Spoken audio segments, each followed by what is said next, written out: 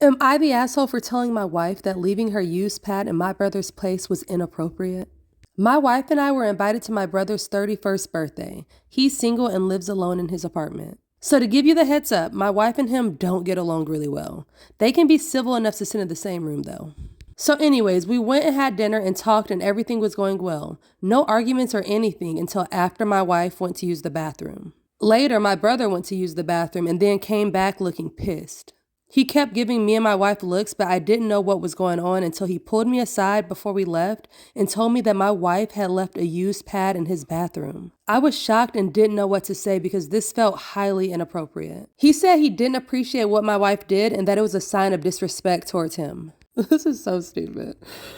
I apologized profoundly and said I didn't know about it. He asked me to speak to her or she wouldn't be welcome in his home anymore. Dude, these guys are so dramatic. We got in the car and I asked my wife about it. She nonchalantly said that there was nothing wrong with what she did and that my brother was being ridiculous. Yup.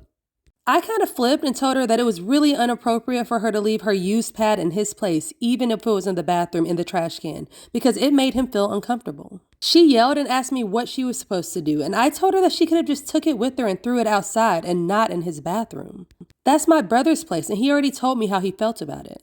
She yelled at me, calling my brother an incel and me an asshole for getting in her face about it. She said that she needed to use the bathroom and it's not like the pad was visible since she dumped it in the trash can.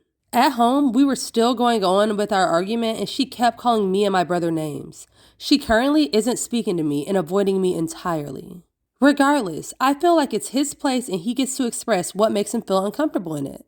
Bottom line is, it's his house and he didn't like seeing that in his trash can. She needs to get over it.